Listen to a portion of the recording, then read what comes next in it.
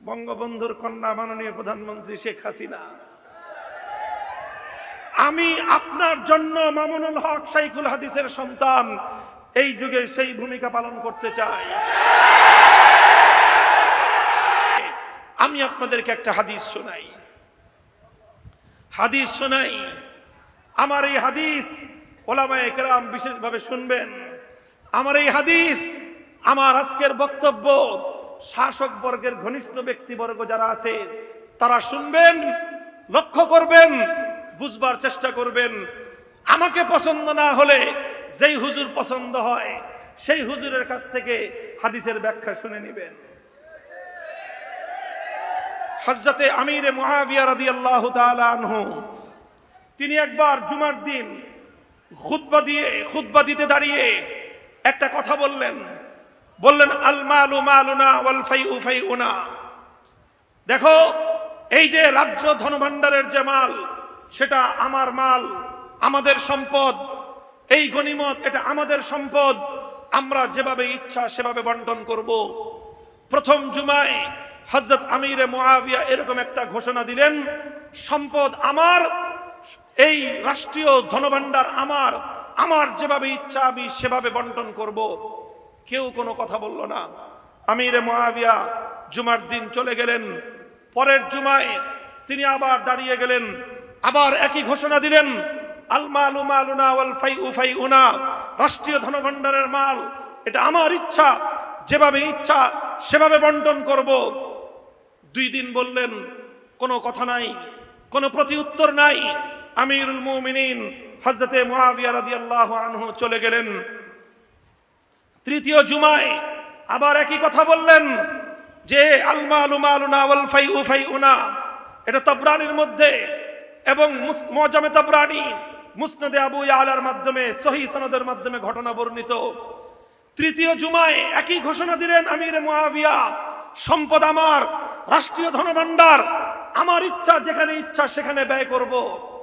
তৃতীয় জুমায় এই কথা বলার সাথে সাথে একজন সাধারণ মুসল্লি দাঁড়ায় বলল, না, সম্পদ রাষ্ট্রপতি আমিরুল মুমিনিন বাইতুল মালের সম্পদ আপনার একার নয়, রাষ্ট্রীয় ধনভাণ্ডারের সম্পদ আপনার একার নয়। এ সম্পদ গোটা মুসলিম বিশ্বের সমস্ত নাগরিকদের। যেখানে নাগরিকদের স্বার্থ হবে, যেখানে জাতির স্বার্থ হবে, সেখানে ব্যয় করতে হবে।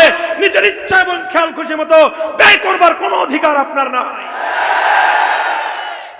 হযরত মুআবিয়া তৃতীয় জুমায় যখন ওনার এই বক্তব্যের প্রতিবাদ হলো, তিনি বসে পড়লেন। হযরত মুআবিয়াকে তো চিনেন, মুসলিম বিশ্বের প্রতাপশালী শাসক। হযরত ওমরের যুগ থেকে হযরত ওসমানের যুগে, হযরত আলীর যুগে দীর্ঘ সময় মুসলিম বিশ্বের গুরুত্বপূর্ণ এলাকার ধারণকর্তা ছিলেন। এরপরে তো তিনি নিজেই শাসক হলেন।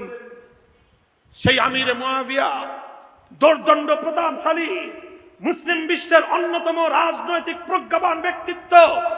হযরত মুআবিয়া এই ঘটনার সঙ্গে সঙ্গে বসে পড়লেন, ঘরে ঢুকে গেলেন। নিজের খাস কামরায় ঢুকে ওই যুবককে ডেকে পাঠালেন, যুবককে ডাক দাও। গোটা মসজিদের মানুষ থরথর করে কাঁপতেছে, না জানি কি হয়। যুবককে তলব করে নিয়ে গেলেন আমিরে মুআবিয়া। তার বক্তব্যের মুখের উপর প্রতিবাদ করা হলো। সবাই অপেক্ষমান, কি বলে আমির, মুসলমানদের আমিরুল মুমিনিন কি বলে শুনবার জন্য। হযরত মুআবিয়া রাদিয়াল্লাহু আনহু ডেকে বললেন, দেখো, আমি 3 দিন পর পর একই কথা বলেছি। প্রথম 2 দিন আমার কথার কোনো প্রতিবাদ মুসলিম জাতির মধ্য থেকে হয়নি। আমি ভয়ে আতঙ্কিত হয়ে পড়েছিলাম, ভীত সন্ত্রস্ত হয়ে পড়েছিলাম যে হায় কি অবস্থা। আমার শুধুমাত্র আল্লাহর নবীর এই হাদিস মনে পড়তেছিল যে এমন একটা জাতি আসবে, সে জাতির শাসকরা যখন অন্যায় কথা বলবে, জাতির মধ্য থেকে সে অন্যায় কথার শুদ্ধ দেওয়ার মতো, সেই অন্যায় কথার প্রতিবাদ করবার মতো কোনো লোক হবে না। যখন এই সময় আসবে, সেই শাসক এবং শাসিত, সেই সরকার এবং তার জনগণ আল্লাহ পাক জাহান্নামের মধ্যে শুয়োর আর বানরের মতো লাঞ্ছিত করে ওদেরকে জাহান্নামে নিক্ষেপ করবে। সায়াদখুলুনা জাহান্নামা কিরাদাতান খাসিরিন। তারা নিষ্কৃষ্ট বান্দরের মতো লাফায় লাফায় জাহান্নামে পড়বে। যখন আমি অন্যায় কথা বললাম, আমি যখন মুসলমানদের আমির হয়ে এই স্বৈরাচারী কথা বললাম যে সম্পদ আমার, আমি যখন বললাম মুসলিম রাজ্যের বাইতুল মাল সরকারি ধনভাণ্ডারের সম্পদ আমি যাকে ইচ্ছা তাকে দিব, যেভাবে ইচ্ছা সেভাবে বন্টন করব, 2 দিন এ কথা বলার পর কেউ যখন আমার প্রতিবাদ করলো না, আমি ভয়ে ভীত সন্ত্রস্ত হয়ে পড়েছিলাম যে না জানি আমি সেই সম্প্রদায়ের অন্তর্ভুক্ত হয়ে গেলাম যারা লাঞ্ছিত হয়ে জাহান্নামে যাবে। আজ যখন তুমি প্রতিবাদ করলে হৃদয়টা আমার প্রশান্তিতে ভরে গেল। হে যুবক, আমি তোমার কৃতজ্ঞতা আদায় করি, কারণ তুমি আমার অন্যায় কথার প্রতিবাদ করে প্রমাণ করে দিয়েছো মুসলমান জাতি এখনো পথভ্রষ্ট হয় নাই। বঙ্গবন্ধুর কন্যা মাননীয় প্রধানমন্ত্রী শেখ হাসিনা, আমি আপনার জন্য মামুনুল হক শাইখুল হাদিসের সন্তান এই যুগে সেই ভূমিকা পালন করতে চাই।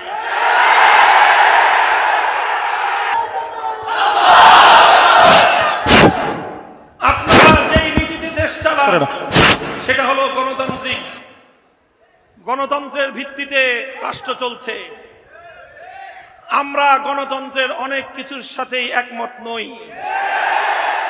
আমরা পরিপূর্ণভাবে আমাদের নিঃশর্ত আত্মসমর্পণ আল্লাহ এবং ইসলামের প্রতি, আমাদের পূর্ণাঙ্গ স্যাটিসফ্যাকশন একমাত্র ইসলামের প্রতি।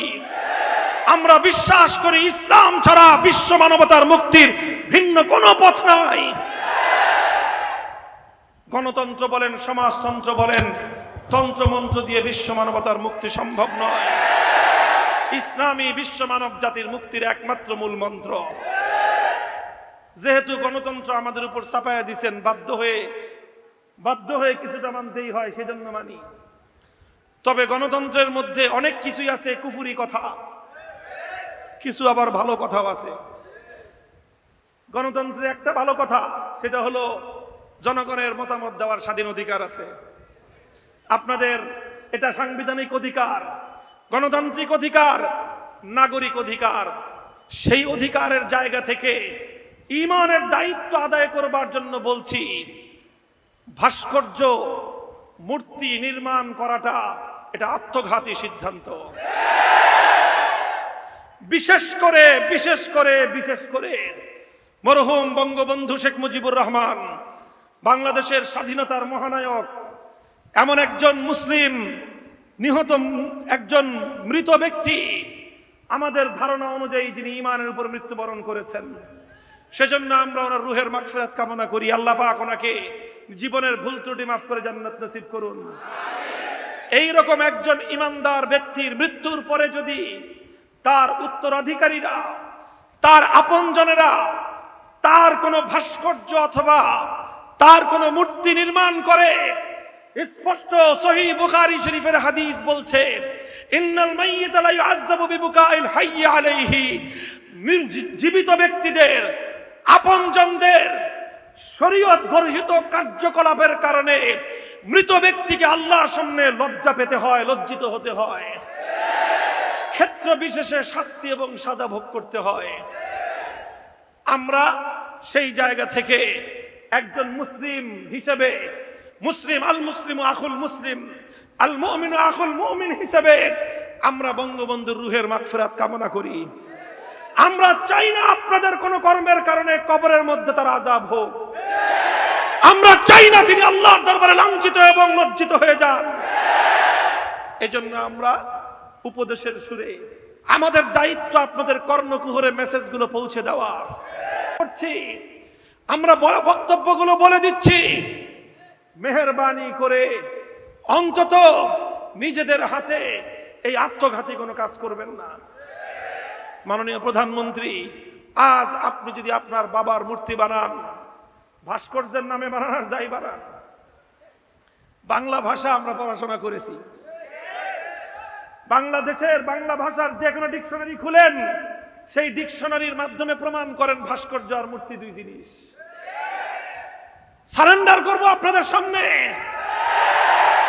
ভাষার চর্চা আপনারা করেন না বলে আজকে ভাস্কর্য এবং মূর্তিকে ভিন্ন ভিন্ন অর্থে সাব্যস্ত করতে চাচ্ছেন। আপনারা যেটা বলতে চাচ্ছেন আমি সেটা শিখিয়ে দেই। ভাস্কর্য আর মূর্তি এক ও অভিন্ন, তবে ভাস্কর্য আর প্রতিমা দুই জিনিস। যেটা বলতে চান সেটা শিখায় দেই, এইভাবে বলবেন আগামী দিন থেকে যে ভাস্কর্য আর প্রতিমা দুই জিনিস। আমরা কথা বলছি না যে বঙ্গবন্ধুর প্রতিমা তৈরি করা হচ্ছে, আমরা বলছি বঙ্গবন্ধুর মূর্তি তৈরি করা হচ্ছে। মূর্তি আর ভাস্কর্য লাউ আর কদু, যেই লাউ সেই কদু। ওটা শাইখুল হাদিস রাহমাতুল্লাহি আলাইহি ওনার হায়াতে বলেছিলেন, গ্রামের ডিম শহরে গিয়ে বলে মামলেট হয়, গ্রামগঞ্জের মূর্তি এখন ঢাকার শহরে গিয়ে ভাস্কর্য হয়েছে। একই জিনিস, গ্রামে কদু খেতাম, এখন ঢাকায় গিয়ে লাউ বলি। যেই লাউ যেই ডিম সেই আন্ডাই, যেই মূর্তি সেই ভাস্কর্যই। হ্যাঁ, যেটা বলতে পারেন সেটা হলো এটা প্রতিমা নয়। প্রতিমা আমরাও বলি না। বঙ্গবন্ধু আজ মূর্তি তৈরি করছেন, আপনার মৃত্যুর পরে আপনার অনুসারীরা আপনার মূর্তি তৈরি করবে নিশ্চিত। বুখারীর হাদিস যদি বিশ্বাস করো, কোন ইমানদার একথা বিশ্বাস করতে হবে তোমাকে। আজকে যদি প্রধানমন্ত্রী বঙ্গবন্ধুর ভাস্কর্য বানান, মৃত্যুর পরে ওনার অনুসরণে ওনার যতগুলো মূর্তি তৈরি হবে, প্রতিটি মূর্তির জন্য প্রধানমন্ত্রীকে আযাব ভোগ করতে হবে। আমরা আমাদের কথা বলে দিলাম, আমরা সরকারের সাথে, রাষ্ট্রের সাথে যুদ্ধে নামবো না, যুদ্ধে নামবো না। তবে এতটুকু বলবো, আমরা আপনাদের প্রতি যদি আল্লাহর কোরআনের বিরুদ্ধাচরণ করেন, মুসলমানদের ঐতিহ্যকে ধ্বংস করে মসজিদের শহরকে যদি মূর্তির শহর বানান, আপনাদের সঙ্গে আমাদের চূড়ান্ত ঘৃণার সম্পর্ক কায়েম হবে।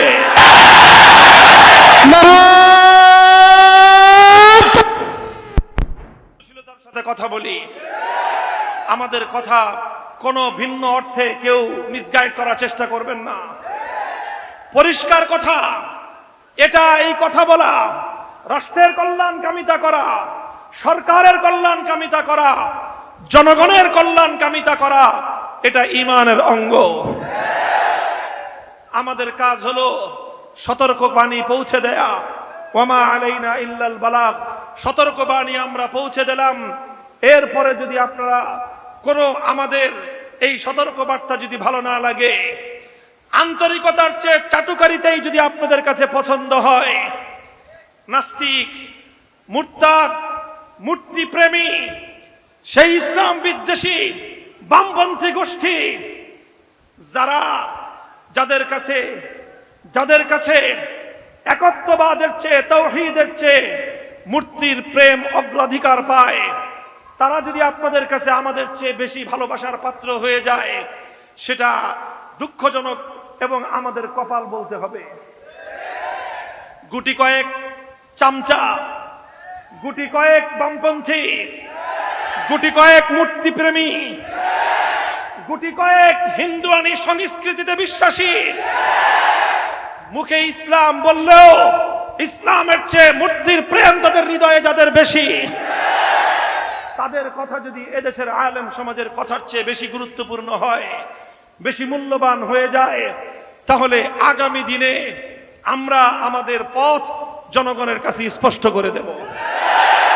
আল্লাহ পাক রব্বুল আলামিন আমাদেরকে বুঝবার তৌফিক দান করেন। কথা বলছিলাম, দিন হলো আন্তরিকতার নাম। 1 নম্বর আন্তরিকতা কার জন্য? 2 নম্বর আন্তরিকতা আল্লাহর কিতাবের জন্য। 3 নম্বর আন্তরিকতা আল্লাহর রাসূলের জন্য। 4 নম্বর আন্তরিকতা হলো মুসলিম শাসক বর্গের জন্য। 5 নম্বর আন্তরিকতা হলো সাধারণ মানুষের জন্য। জনগণের জন্য যেটা কল্যাণ হবে সেটা আমরা বলে দিব, মানুষের জন্য যেটা কল্যাণ হবে আমরা বলে দিব। আমি জানি এই বসেন একটু আখেরি কথা, এখানে অনেক মানুষ আছেন, একটা পয়েন্টে আমরা সবাই ঐক্যবদ্ধ, সেই পয়েন্টের নাম হলো ঈমান। আমরা বিভিন্নভাবে বিভিন্ন মত পার্থক্য থাকতে পারে, রাজনৈতিকভাবে আপনারা এক একজন এক এক মতাদর্শী হতে পারেন। কেউ আওয়ামী লীগের লোক আছেন এখানে অনেক, বিএনপির লোক আছেন অনেক, বিভিন্ন রাজনৈতিক মত পার্থক্য থাকতে পারে, কিন্তু ঈমান এবং ইসলামের প্রশ্নে আমরা এক। সেই জায়গাটা থেকে বলছি, যারা বঙ্গবন্ধুকে ভালোবাসেন, এই ভালোবাসার মধ্যে আমার কোনো আপত্তি নাই, বরং একজন মুসলিম জাতির মহান নেতাকে ভালোবাসা এটা দেশের প্রতি ভালোবাসার পরিচায়ক। ঠিক তদ্রূপ যারা বিএনপি করেন, মরহুম প্রেসিডেন্ট শেখ জিয়াউর রহমানকে আপনারা ভালোবাসেন, দেশের অগ্রগতি উন্নতিতে তার অনেক অবদান আছে, ভালোবাসেন, কোনো আপত্তির কিছু নাই। আপনাদেরকে বিশেষ করে বলবো, যারা বঙ্গবন্ধুর সৈনিক বলে স্লোগান দেন, আপনাদের এখন একটা স্লোগান হবে, আমরা বেশি কথা বলতে গেলে আমাদেরকে বলে মৌলবাদী, আমাদেরকে বলে জঙ্গিবাদী। এমন কোন ট্যাগ নাই যেই ট্যাগগুলো আমাদেরকে ওই বামপন্থী নাস্তিকের দল না দেয়। আমরা কথা বলতে গেলে, প্রতিবাদ করতে গেলে আমাদেরকে নানাভাবে হয়রানির শিকার হতে হয়। এজন্য আওয়ামী লীগের সকল ইমানদার কর্মীদের প্রতি আমি নসিহত করতেছি, ওসিয়ত করতেছি, কিয়ামতের দিন আপনারা আমাদেরকে ধরতে পারবেন না। আমরা আপনাদেরকে আল্লাহর আদালতে দাঁড়িয়ে বলে দিব, সমস্ত আওয়ামী লীগের কর্মীদেরকে বলেছিলাম, যদি বঙ্গবন্ধুকে ভালোবেসে থাকেন, আপনাদের দলকে, আপনাদের সরকারকে বঙ্গবন্ধুর মূর্তি নির্মাণ করবার আত্মঘাতী সিদ্ধান্ত থেকে আপনারাই বারণ করেন। আল্লাহ পাক রব্বুল আলামিন আমাদের দেশকে, আমাদের জাতিকে, আমাদের সরকারকে সব ভুল ভ্রান্তি থেকে, বিপদগামিতা থেকে আল্লাহ পাক হেফাজত করেন। উলামায়ে কেরামকে নির্ভীকভাবে, আন্তরিকতার সাথে দেশ, জাতি, রাষ্ট্র, সরকার, জনগণ সকলের সেবায় আন্তরিকতাপূর্ণ, নিষ্ঠাপূর্ণ, সাহসিকতাপূর্ণ ভূমিকা পালন করার তৌফিক দান করুন। চাটুকারিতার পথ পরিহার করার তৌফিক দিন। ওয়া আখিরু দাওয়ানা আলহামদুলিল্লাহি রাব্বিল আলামিন। আসসালামু আলাইকুম।